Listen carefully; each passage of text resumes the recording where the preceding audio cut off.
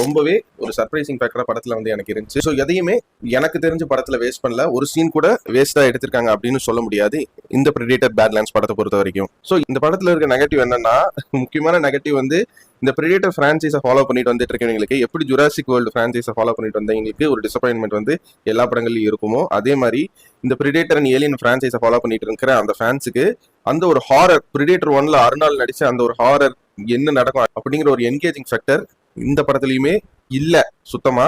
So அதை எதிர்பார்த்துட்டு வரவங்களுக்கு கொஞ்சம் ஏமாற்றமா தான் இருக்கும். பட் அது மட்டுமே நெகட்டிவா கேட்டீங்கன்னா இல்ல, இன்னுமே இந்த வேர்ல்ட ரொம்ப அழகா பில்ட் பண்ணிருக்கலாம்னு எனக்கு தோணுது. சொல்ல வேண்டிய விஷயங்கள் நிறையவே இருக்கு. பட் இந்த 2 கேரக்டருக்குள்ளேயே எல்லாத்தையும் முடிச்சிட்ட மாதிரி ஒரு ஃபீல் வந்து எனக்கு இந்த படம் பார்க்கும்போது தந்துச்சு.